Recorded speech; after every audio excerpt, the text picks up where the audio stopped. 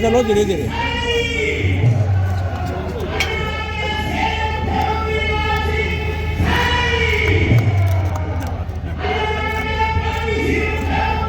स्वागत करते हैं डॉक्टर कमल गुप्ता साहब हमारे बीच में पधारे हैं। जोरदार तालियों के साथ उनका भी स्वागत। करने गंगा साहब ध्यान साहब आपके सामने है, गाय खांसी आपके अपने लोग के विधायक।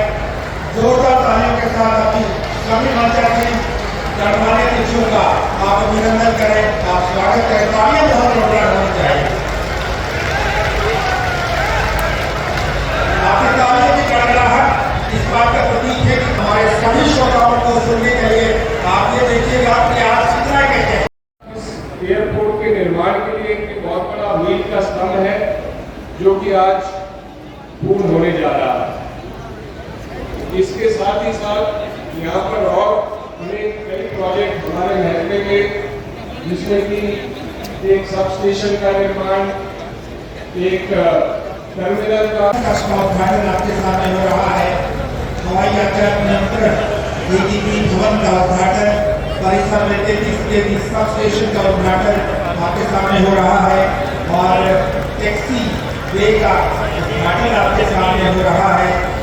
और इस समय आपके सामने परिसर में टर्मिनल भवन का उद्घाटन हो रहा है और इसके बाद आपको लोक निर्माण के रेलवे भतीजा रेलवे मार्ग का जो एक ऊपरगामी पुल बन रहा है उसका उद्घाटन आपके सामने हो रहा है और वहाँ से आलू खड़क कर शिलान्यास आपके सामने रखा जा रहा है। और इसके बाद जय श्री राम, जय श्री राम। आज ये हवाई अड्डे का काम पूरा हो गया। 9 वर्षों से 9 वर्ष पहले इस प्रदेश के यशस्वी और लोकप्रिय मुख्यमंत्री श्री मनोहर लाल जी यहाँ पर आए थे और उन्होंने ऐलान किया था कि यहाँ का अंतर्राष्ट्रीय हवाई अड्डा विश्व का सबसे बड़ा हवाई अड्डा बनेगा। बहनों और भाइयों, दिल्ली का हवाई अड्डा 5,000 एकड़ में और हमारा हवाई अड्डा 7200 एकड़ में। ये छोटी बात नहीं है। मैं आपसे वादा करता हूं कि आप 50-50 के ग्रुप में बढ़ जाइए। आपको रोज अंदर का हवाई अड्डा पूरा हमारे अधिकारी दिखाएंगे। मैं आपसे यह भी वादा करता हूं कि आज इस हवाई अड्डे का उद्घाटन होने के बाद हमने जो कंपनी जिसने जहाज उड़ाने हैं उससे भी माननीय मुख्यमंत्री नायब सैनी जी ने MOU साइन कर लिया। वो कंपनी जहाज उड़ाने के लिए तैयार है और आज कल इस हवाई अड्डे की सारी फॉर्मेलिटी पूरी करके Delhi airport authority of India को 15 लाख रुपए भी जमा करा दिए और ये कह दिया कि इसका लाइसेंस लो। 1 महीना लगेगा लाइसेंस आने में। जिस दिन लाइसेंस आ गया उससे अगले दिन यहां से राम जी की अयोध्या की यात्रा शुरू। और माननीय मुख्यमंत्री जी ने बहुत रियायतें दी हैं। 10,000 की टिकट जो है वो 2-2, 2.5, 3-3 हजार में मिलेगी। भाइयों, एक बात बता दूं मैं आपको, हरियाणा का इशार के लिए आज ये बड़ा दिन है और लगातार फेसिस के अंदर जो काम हो रहे हैं, आज लगभग इस टर्मिनल को आगे बढ़ाते हुए 9 कामों की और उद्घाटन भी हुए हैं, उनकी आधारशिला भी। फर्स्ट फेज के जो कार्य थे वो आदरणीय मनोहर लाल जी ने इस टर्मिनल को आगे बढ़ाने के लिए किए थे। आज उसका दूसरा पड़ाव है। दूसरे पड़ाव के अंदर 9 हमारे यहाँ पर इस टर्मिनल को आगे बढ़ाने के लिए गति से काम तेजी से चल रहा है। शीघ्र ही यहाँ पर फ्लाइंग भी अभी शुरू हो जाएगी, जहाज उतरना भी शुरू हो जाएगा। और उसके लिए आज जो 9 परियोजनाओं का उद्घाटन हुआ है आज सिविल एरोड्रम में ईंधन कक्ष का उद्घाटन, जिसकी लागत 58 लाख रुपए से वो बनकर के तैयार हुआ है। टर्मिनल भवन का विस्तार, इसका उद्घाटन किया है। 1 करोड़ रुपए की लागत से वो बनकर के तैयार हुआ है। तीसरा, एटीसी हवाई यातायात नियंत्रक, उसके भवन का उद्घाटन हुआ है, जिसके ऊपर 1 करोड़ 25 लाख रुपए की लागत वो लगी है। प्रीति मार्ग, जो इमरजेंसी के अंदर जो मार्ग है और इसके ऊपर जो प्रकाश की व्यवस्था है, जो लाइटिंग लगी है, उसका उद्घाटन हुआ है। लगभग 14 करोड़ रुपए की लागत से आज इसका उद्घाटन हुआ है, जिसकी लंबाई लगभग 14 किलोमीटर है। 5वां हमारा जो रनवे है, जो टैक्सी वे है, उसके विस्तार का भी चरण का आज उद्घाटन हुआ है, जिसकी लागत लगभग 285 करोड़ रुपए है और 3000 मीटर का ये रनवे और टैक्सी वे ये बनकर के तैयार हुआ है, इसका आज उद्घाटन किया है। और हमारे मंत्री महोदय का जो कार्यालय है, उसका भी आज उद्घाटन हुआ है। उसके ऊपर 95 लाख रुपए की लागत से वो बनकर के तैयार हुआ है। एक यही एयरपोर्ट के अंदर बिजली को लेकर के 33 केवी का जो सब स्टेशन है, उसका भी उद्घाटन हुआ है, जिसकी लागत 12 करोड़ रुपए की वो आई है। हैंगर बना है, जिसकी लागत 12 करोड़ रुपए की आई है। और एक हैंगर एपग्रेन वो बना है, जिसकी लागत 12 करोड़ रुपए आई है। लगभग ये 9 इस प्रकार के उद्घाटन के कार्यक्रम, उस गति को आगे बढ़ाने का जो निरंतर ये दूसरे चरण का कार्यक्रम शुरू हुआ था, इसके अंदर बड़ी गति पिछले लगभग जब से ये महाराजा अग्रसेन एयरपोर्ट के ऊपर काम चालू हुआ है, लगातार ये गति बन रही है। और शीघ्र ही यहाँ से बड़ा टर्मिनल भी बनेगा, जिसका अभी आपके सामने इस प्रोजेक्ट का अनावरण भी किया गया है, आपको बताया गया है। ये तीसरे चरण के अंदर ये बन करके तैयार हो जाएगा। परंतु इस बीच में हमारी फ्लाइंग यहाँ से चाहे हिसार से चंडीगढ़ जाना है, हिसार से जम्मू जाना है, हिसार से अहमदाबाद जाना है, हिसार से अयोध्या जाना है, या हिसार से दिल्ली जाना है, यहाँ पर फ्लाइंग शुरू हो जाएगी। और ये हिसार के इस क्षेत्र के विकास में एक मील का पत्थर साबित होगा। इसके साथ साथ एक बड़ी इंडस्ट्री वो हब भी बनेगा, जहां पर बड़ा एयरपोर्ट। मुझे इस बात की खुशी है, महाराजा अग्रसेन ये एयरपोर्ट आज हिसार ये दुनिया के साथ कनेक्ट हो जाएगा। ये हमारे हिसार के लिए विकास के अंदर एक विकास में ये मील का पत्थर साबित होगा।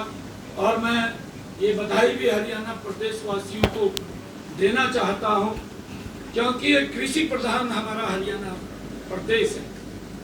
इंडिपेंडेंट हरियाणा को एक अलग से एयरपोर्ट मिलना, ये भी हमारे लिए बड़ी एक गर्व की बात है, हरियाणा वासियों के लिए खुशी की बात है। आज कई कार्यक्रमों का आज जो कार्य बनकर के तैयार हुए हैं, उनका उद्घाटन हुआ है। जैसा मैंने कहा है कि ये लगभग 339 करोड़ रुपए के हमारे महाराजा अग्रसेन एयरपोर्ट में जो काम बनकर के तैयार हुए थे, ये दूसरे चरण के अंदर आज उनके उद्घाटन हुए हैं। और उसके साथ साथ हमारे हिसार के विकास कार्यों को गति देने के लिए आज 28/9 इसमें जोड़ करके 28 कुल प्रोजेक्ट हमने हिसार के विकास कार्यों के शिलान्यास और उद्घाटन किए। जिनकी लागत लगभग 544 करोड़ 15,000 रुपए, 544 करोड़ रुपए की लागत से, चाहे 15 लाख उसके अंदर, चाहे सड़कों के निर्माण की बात है, चाहे उसमें पब्लिक हेल्थ के जो ट्यूबवेल या अन्य कोई पाइपलाइन की बात है, और चाहे एयरपोर्ट के अंदर हमारे 9 कार्यों के उद्घाटन की बात है। आज 544 करोड़ रुपए के विकास कार्यों का शिलान्यास और उद्घाटन ये हिसार के अंदर हुआ है। मैं इसके लिए पूरे हिसार वासियों को बहुत बहुत बधाई और शुभकामनाएं देता हूं। सीएम साहब, प्रदेश में पानी की किल्लत है और आतिशी का ये कहना है कि जो हरियाणा है दिल्ली को पानी नहीं दे रहा है। उन्होंने आंकड़ों के साथ प्रस्तुत किया, वो कह रहे धरने पे बैठेगी वो। नहीं, देखिए, हमारे प्रदेश के अंदर जो आपने कहा है पानी की, क्योंकि पंजाब ने हमारा पानी रोक रखा है, तो बिल्कुल आपने ठीक कहा है, क्योंकि उस पानी को पंजाब अगर हमें देता है तो हमारे किसान की जो भूमि जो प्यासी है और वो उस किसान के खेत के अंदर वो पानी चला जाएगा। परंतु जिस प्रकार का आरोप दिल्ली सरकार लगा रही है वो अनर्गल अनर्थक वो आरोप हैं, वो ऐसे आरोप नहीं लगाने चाहिए। पिछले वर्ष भी शायद अतिशी को ये मालूम होगा कि उन्होंने कोर्ट में जाकर के भी एप्लीकेशन दिया था कि हरियाणा हमें पानी नहीं दे रहा है, परंतु जो पानी डिस्ट्रीब्यूशन का कार्य था, जितना उन्होंने कोर्ट ने भी तय किया था कि इतना पानी दिल्ली को चाहिए, उस पानी का सोया करके हरियाणा दे रहा है। क्योंकि दिल्ली के लोग, हम सब, कोई व्यक्ति प्यासा न रहे, हमारी ये संस्कृति के अंदर है, पीने का पानी है। परंतु दिल्ली के जो वो मंत्री है हमारे, आज जो सिंचाई मंत्री हैं डॉक्टर अभय सिंह यादव जी, शायद उन्होंने कोई प्रेस कॉन्फ्रेंस दिल्ली के अंदर करके उसका जवाब दिया होगा। मैं उसके अंदर ज़्यादा नहीं जाना चाहता, क्योंकि उन्होंने जवाब दिया है। मैं ये कहना चाहता हूँ कि उन्होंने अपनी व्यवस्था का वो ठीक नहीं की, वो कहीं ना कहीं अपनी व्यवस्था को ठीक करते लोगों के जो समस्याएं आने वाले समय के अंदर उनको दिखाई दे रही थी, उसके ऊपर ध्यान करना चाहिए था, ना कि कोई भ्रष्टाचार के ऊपर। मैं इस बात के अंदर नहीं जाना चाहता, परंतु वहाँ की सरकार वो लोगों के सुविधा देने में नाकाम रही है। उसने अपने तरफ देखना चाहिए कि पानी का डिस्ट्रीब्यूशन कैसे होना चाहिए। अगर पानी की कमी कहीं उसको नजर आती है तो ये व्यक्ति को आज दिखाई नहीं देता। इसके लिए प्लानिंग तो सरकारें 20 साल पहले, 30 साल पहले कि क्या समस्या आने वाली है उसको लेकर के अपनी प्लानिंग तैयार करते हैं, परंतु वो शायद उस प्लानिंग को वो तैयार नहीं कर पाए। वो खाली लोगों के साथ वायदे तो करते रहे, परंतु उन वादों के ऊपर वो खरा नहीं उतरे। और जो वो आरोप लगा रहे हैं वो अनर्गल आरोप हैं, वो ऐसे आरोप नहीं लगाने चाहिए। मैं उनका खंडन करता हूँ। आदरणीय हमारे आज सिंचाई मंत्री हैं दिल्ली के अंदर, उन्होंने पूरी डिटेल के अंदर इस विषय के ऊपर बात की है। मैं इसके ऊपर डिटेल में नहीं जाना चाहता। सर, आपने विधानसभा बंद करवाने को लेकर पूरा जोर अपना लगाए हुए हैं, उनका जोर कितना काम है? हाँ, देखिए, क्योंकि ये लोग झूठ का सहारा लेकर के लोगों को बरगलाने का काम करते हैं। आज इतना बड़ा ये प्रोजेक्ट का हमने यहाँ पर हिसार के लोगों को आज समर्पित किया है। मैं आपसे आग्रह करूँगा कि और ध्यान दूसरी तरफ ना भटकाएं। तो ये, क्योंकि हमारी खबर है, बड़ी खबर है यहाँ की, ये दब जाएगी। परंतु आपने ये क्वेश्चन जो पूछा है, मैं इसका जवाब अवश्य आपको दूंगा। क्योंकि ये लोग ये झूठ का सहारा लेते हैं और झूठ बोल करके लोगों को बरगलाने का काम करते हैं। ये वहाँ पर गए हैं आदरणीय महामहिम राज्यपाल महोदय, सभी व्यक्तियों को, सभी दलों को, हर व्यक्ति को प्रदेश के, क्योंकि हमारे प्रथम नागरिक हैं, जाने का अधिकार है। परंतु मैं भूपेंद्र सिंह हुड्डा को ये बात भी कहना चाहूँगा कि वो अपने पूरे विधायकों को भी साथ लेकर के जाते। 12 तारीख को वो विधानसभा के अंदर मौजूद थे, उनके सामने ही हमने विश्वास मत हासिल किया है। ये आज नहीं, ये इनकी, मैंने कहा है कि इनकी एक सोच इस प्रकार की बनी हुई है कि जब भी सेशन आता है उस सेशन के अंदर ये लोग एप्लीकेशन लगा देते हैं कि सरकार अल्पमत में है। सरकार कोई अल्पमत में नहीं है।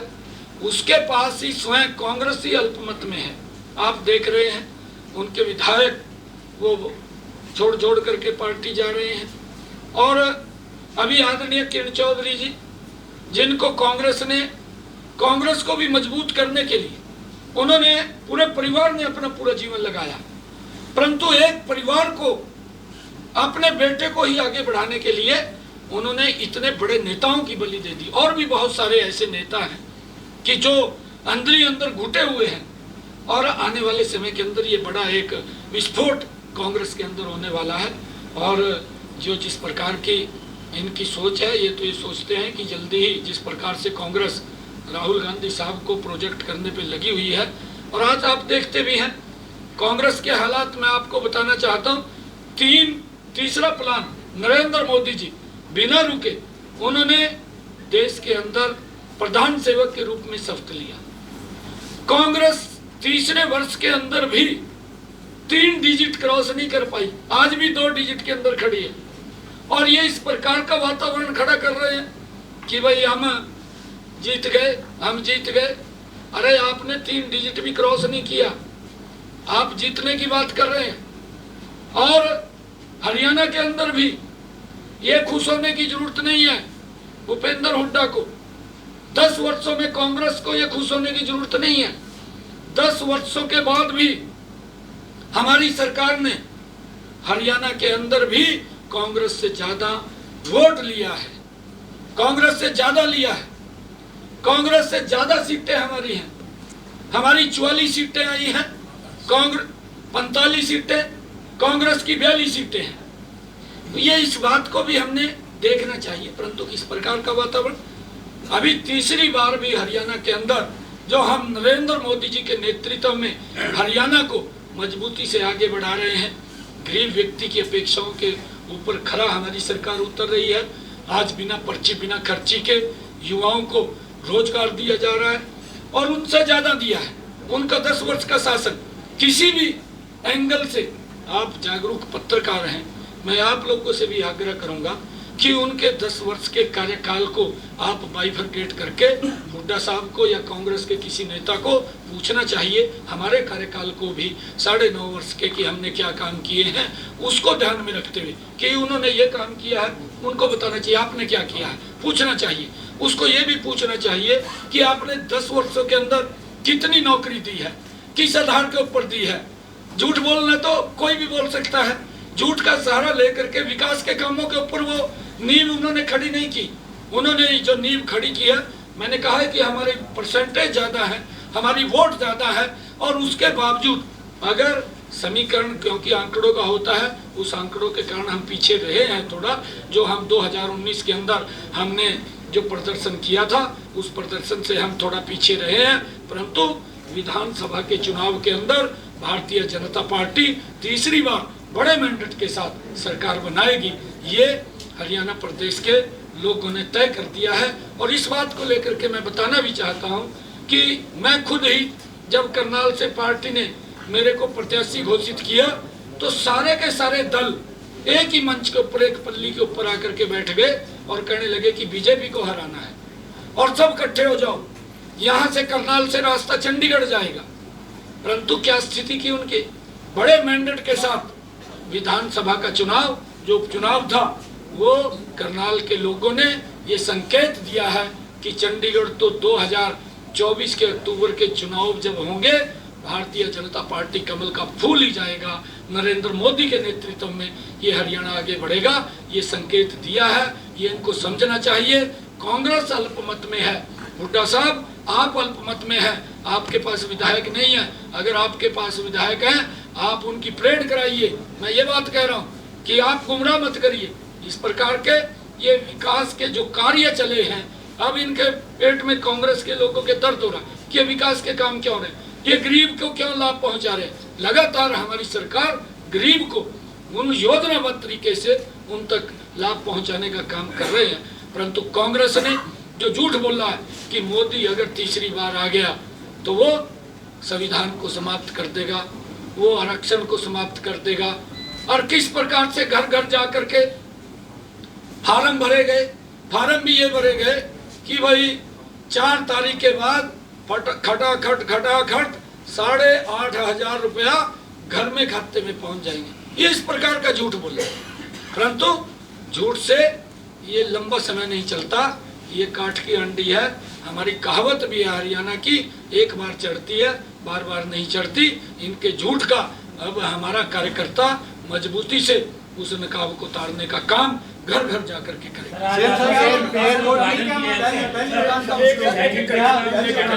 एयरपोर्ट के साथ ये कहा जा रहा है कि सिर्फ उद्घाटन अड्डा रह गया है, उड़ान नहीं भरी जा रही, 9 बजे उद्घाटन हो चुका है। मैंने आपको क्या कहा है कि व्यवस्था भी खड़ी करने में समय लगता है। अगर इसका शिलान्यास हुआ है, मैंने ये बात कही है ना अपने भाषण के अंदर, उनको सुनना चाहिए जो लोग ये बोल रहे हैं कि ये दूसरे चरण के विकास कार्यों का उद्घाटन हुआ। तीसरे चरण के अंदर दूसरे चरण का करके यहाँ फ्लाइंग शुरू हो जाएगी, यहाँ पर जहाज उड़ना शुरू हो जाएगा। और तीसरे चरण के अंदर आकर के हम आदरणीय प्रधानमंत्री जी से आग्रह करेंगे कि आकर के इसका उद्घाटन करें। ये पूरा समय लगता है, पट्टी बनी है। अगर उनको आपसे मैं आग्रह करूंगा, ये यहाँ की पूरी पिक्चर लेकर के उनको दिखानी चाहिए आपने कि ये पट्टी बन गई है, यहाँ पर ये ATS का बन गया है, जितने मैंने आपको यहाँ काम करवाए हैं कि वो बन करके तैयार हो गए हैं, उनका उद्घाटन हो गया है। 339 करोड़ रुपया खर्च हो गया। 339 करोड़ रुपया खर्च करने के लिए समय तो लगता है, काम तो होता है, उसके लिए टाइम तो लगता है, परंतु वो लोग यही तो झूठ बोलते हैं। ये झूठ बोल करके लोगों को बरगलाने का, उनके अंदर भ्रम की स्थिति पैदा करने का काम करते हैं। मैं अपने प्रशासनिक अधिकारियों को, मैं मंत्री जी को बहुत बहुत बधाई देता हूं कि लगातार इसके पीछे लग करके इन्होंने बड़ी गति तेज की है कि यहाँ पर जल्दी ही अयोध्या जाने वाली फ्लाइट शुरू हो जाए, यहाँ से हिसार से चंडीगढ़ जाने वाली फ्लाइट शुरू हो जाए, यहाँ हिसार से जम्मू जाने वाली फ्लाइट शुरू हो जाए, यहाँ हिसार से अहमदाबाद जाने वाली फ्लाइट शुरू हो जाए। ये लगातार उसके अंदर लगे हुए हैं और जल्दी ही शुरू हो जाए। सर 2019 चुनाव से पहले उनको एक बात और कहना, कह दे भाई यहाँ से आकर के आप भी कहीं से फ्लाइंग कर लियो जल्दी कर। सर एयरपोर्ट के साथ सर रेल प्रोजेक्ट था सर, दिल्ली तक हाई स्पीड रेल प्रोजेक्ट, उसका क्या स्टेटस है सर? नहीं, देखिए जो भी कार्य कहे हैं वो सब प्रोसेस के अंदर हैं।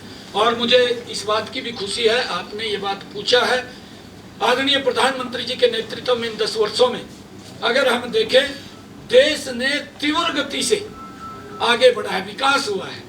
आज 150 एयरपोर्ट देश के अंदर फंक्शनल हैं। कांग्रेस ने 55-60 सालों के अंदर मात्र 74 वो एयरपोर्ट थे, परंतु आज 150 एयरपोर्ट बड़ी गति से वो काम कर रहे हैं, चल रहे हैं। और रेलवे की कनेक्टिविटी में मैं आज आपको बताना चाहता हूँ, ये आपने दिखाना भी चाहिए। 70 सालों के अंदर कांग्रेस ने मात्र 20,000 किलोमीटर रेलवे को इलेक्ट्रीफाई किया। मोदी ने 10 वर्षों के अंदर आकर के 100% रेलवे को इलेक्ट्रीफाई किया। देश के अंदर इन 10 वर्षों में मोदी जी के नेतृत्व में वंदे भारत जैसी ट्रेन, आधुनिक सुविधाओं से सुसज्जित ट्रेन आज देश के लोगों को मिल रही है। और यहाँ का जो प्रोजेक्ट है प्रोसेसिंग में है, और हाँ वो जल्दी ही उसके ऊपर भी काम शुरू होगा। जब इतना बड़ा एयरपोर्ट महाराजा अग्रसेन जी के नाम से आज ये एयरपोर्ट यहाँ पर बना है, इसके साथ साथ सब सुविधाएं यहाँ पर आ जाएंगी, यहाँ इंडस्ट्री भी आएगी और ये हिसार विकास की गति में आगे बढ़ जाएगा। सर आप बड़े-बड़े प्रोजेक्ट का सर आप बात करते हैं, बस धन्यवाद आपका, बहुत धन्यवाद। सीएम साहब क्योंकि जलपान आप सब लोग लेकर